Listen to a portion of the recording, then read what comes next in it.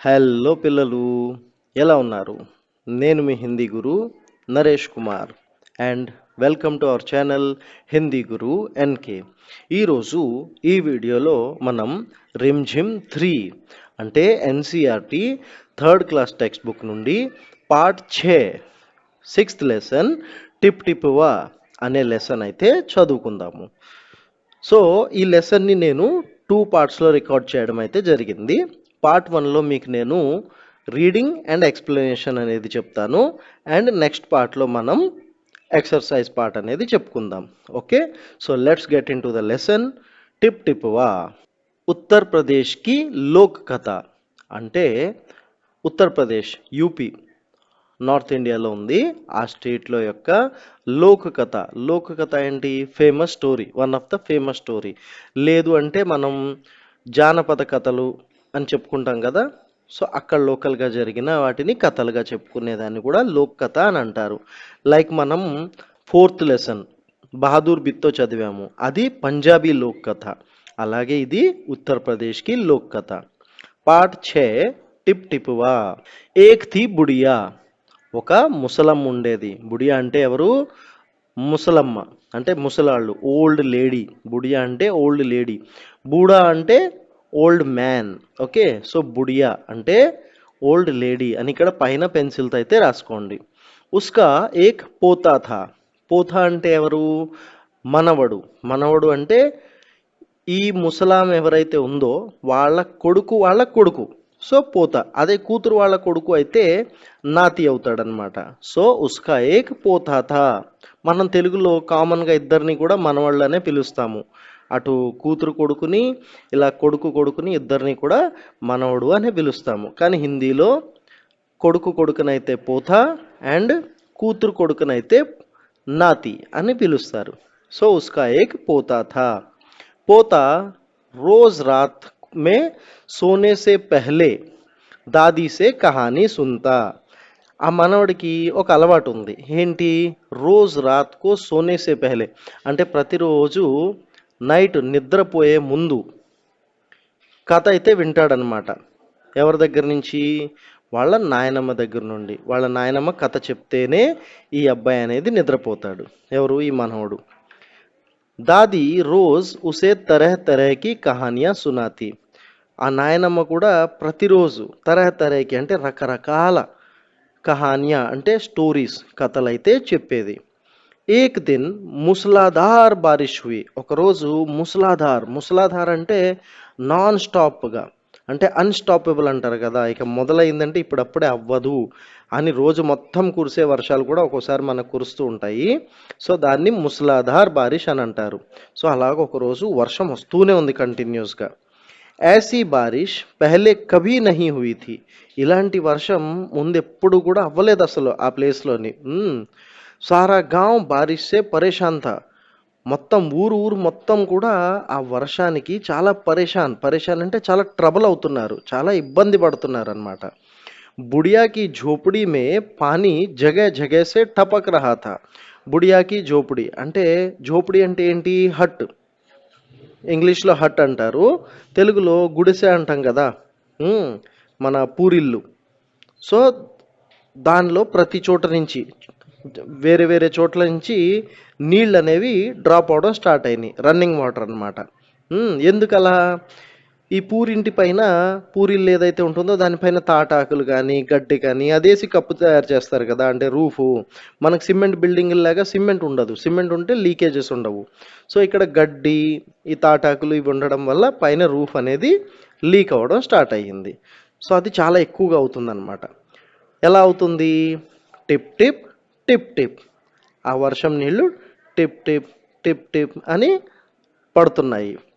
తర్వాత is bath సే బేఖబర్ పోతా దాదీ కి గోద్ మే లేటా కహానీ సుననే కే లియే మచల్ రహా థా.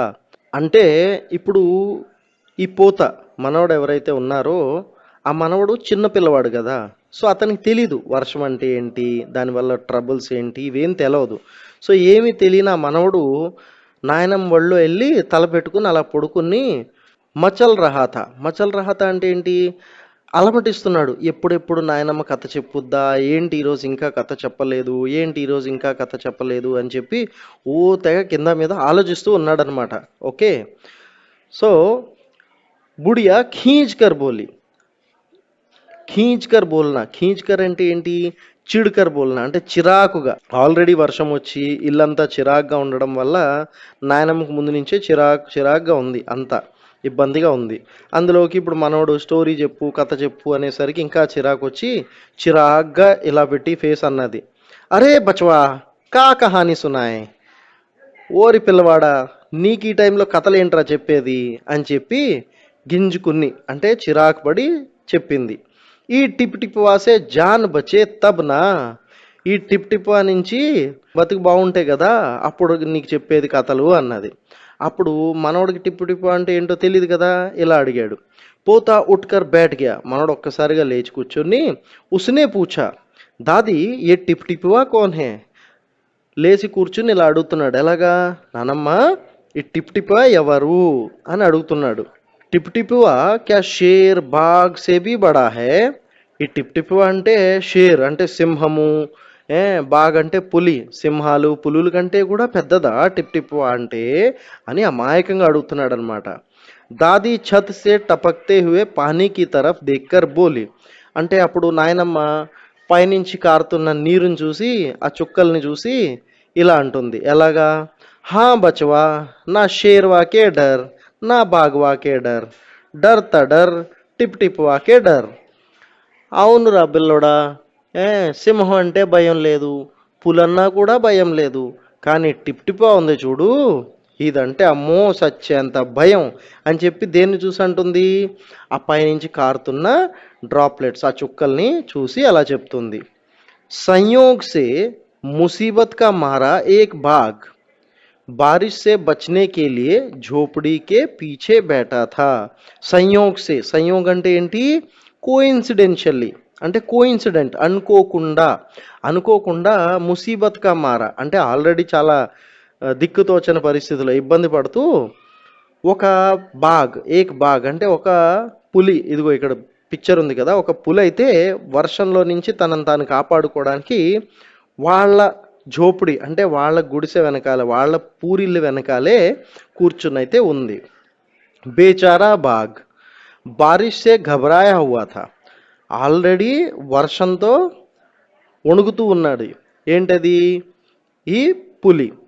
బుడియా కి బాత్ సున్తే హీ వహ ఔర్ డర్ గయా. ఈ ముసలమ్మ చెప్పిన మాట ఏదైతే ఉందో అది చెప్పిన తర్వాత ఇంకా పులికి అస్సలు కాళ్ళు చేతులు వణకడం స్టార్ట్ అయినాయి. వామ్మో, ఈ టిప్ టిప్ ఎవరో ఏంటా అని చెప్పి. అబ్ యహ టిప్ టిప్వా కౌన్సీ బలా హే.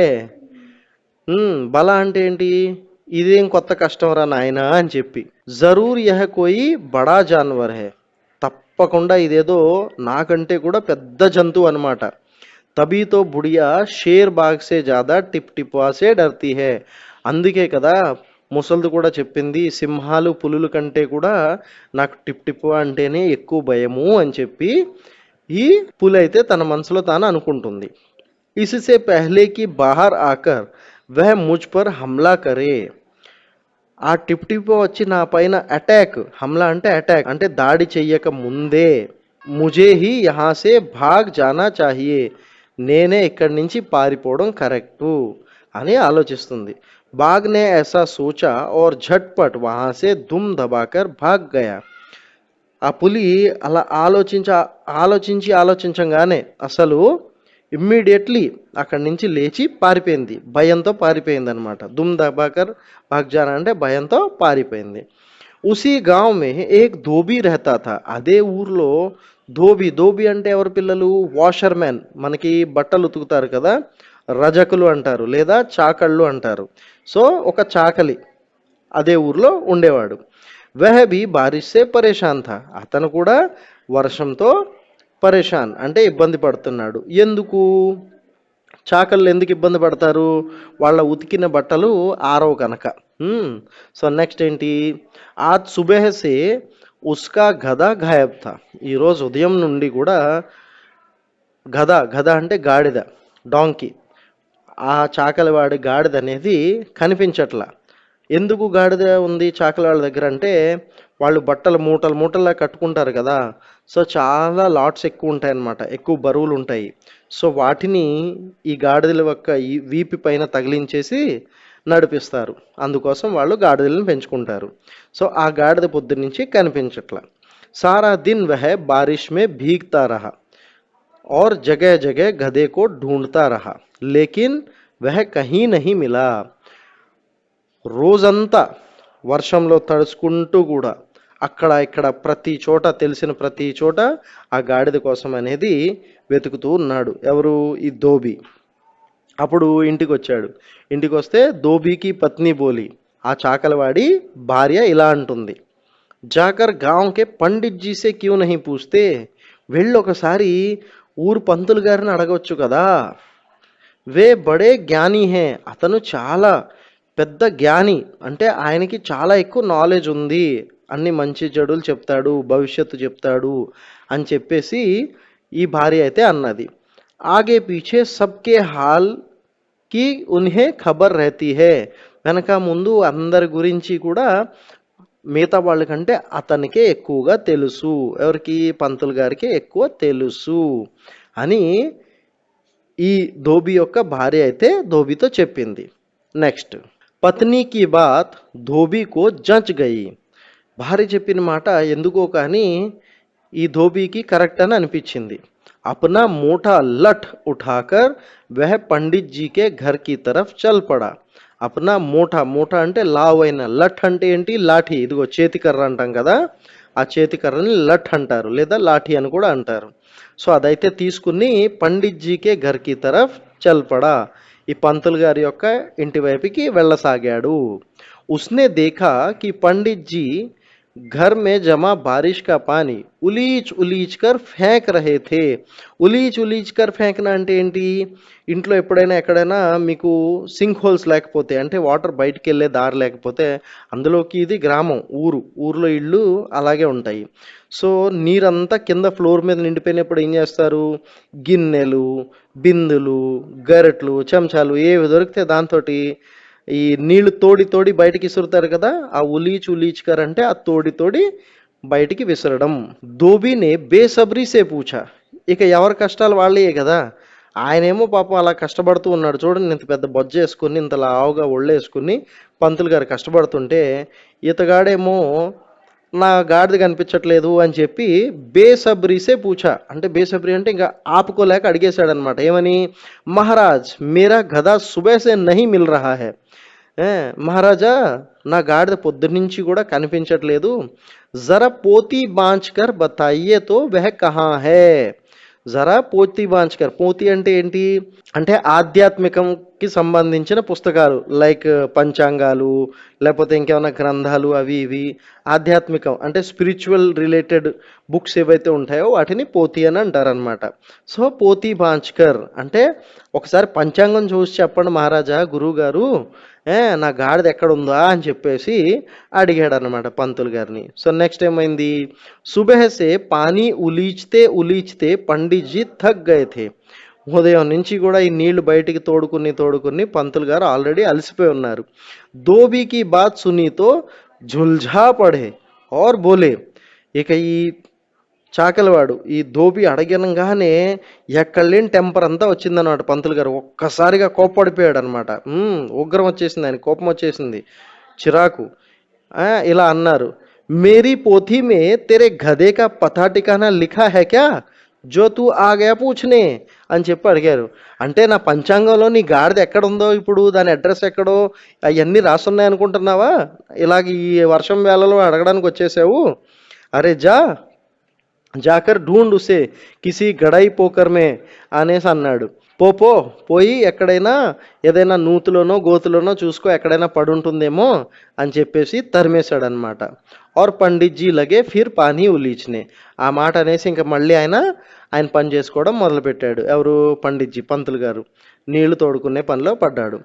ధోబి వహాసే చల్ దియా. అమ్మో, పంతులు గారికి ఎందుకో కోపంగా ఉన్నారు ఈరోజు అని చెప్పి అక్కడి నుంచి కామ్గా వెళ్ళిపోయాడు. ఎవరు? ధోబి వెళ్ళిపోయాడు. చల్తే చల్తే వహ ఏక్ తాలాబ్ కే పాస్ పహుంచా. వెళ్తూ వెళ్తూ అతను ఒక తాలాబ్ అంటే ఒక చెరువు దగ్గరికి వెళ్ళి ఆగాడు. తాలాబ్ కే కినారే ఊంచి ఊంచి ఘాస్ ఉగ్ రహీ థీ.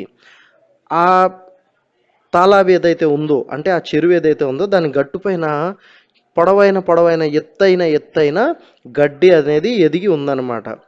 ధోబి ఘాస్ మే గదేకో ఢూంढने लगा. నా గాడిద ఇక్కడ ఏమన్నా గడ్డి తినడానికి వచ్చిందేమో అని చెప్పేసి అలా లోపలికి వెళ్ళి తడుందామని చెప్పి వెతుకుదామని చెప్పి ఇలా కొంచెం లోపలికి ముందుకు వెళ్ళాడు. किस्मत का मारा बेचारा बाघ टिपटिपवा के डर से वहीं घास में छिपा बैठा था. కిస్మత్ కా మారా అంటే దురదృష్టం కొద్దీ బేచారా బాగ్ పాపం ఆ పులి ఆ టిప్ టిప్పాకు భయపడి అదే గడ్డి పొదల్లో దాక్కుని ఉందన్నమాట. దోబీకో లగా కి బాగ్ హీ ఉస్కా గదా హై. చీకటిగా ఉంటుంది కదా వర్షం పడేటప్పుడు, సో సరిగ్గా కనిపించదు. అయితే ఈ చీకటిలో ఆ పులిని చూసి ఈ దోబి ఈ చాకలోడు ఏమనుకున్నాడు, ఇదే నా గాడిద అనుకుంటా అని చెప్పేసి ఉస్నే ఆవ్ దేఖా నా తావ్ और लगा बाग पर మోఠా లఠ్ బర్సానే. ఇక వెనక ముందు ఏమీ చూసుకోకుండా ఆ లాఠీ ఉంది కదా చేతికర్ర, అది తీసుకుని వాయించడం మొదలెట్టేశాడు. ఎవరిని? ఈ బాగ్ని. ఓకే, ఈ టైగర్ని. బేచారా బాగ్ ఇస్ అచానక్ హమ్లే సే ఏక్దమ్ గబరా గయా. పాపం పులి ఒక్కసారిగా జరిగిన ఈ దాడిని చూసి ఒక్కసారిగా కంగారు పడిపోయాడు అనమాట. ఇంకా ఆ తర్వాత ఏం చేయాలో అర్థం కాక ఇలా ఆలోచిస్తుంది పులి. బాగ్నే మన్ హీ మన్ సోచా. లోపలే మనసులోనే ఆలోచిస్తుంది. లగ్తా హే యహీ టిప్ టిప్వా హే.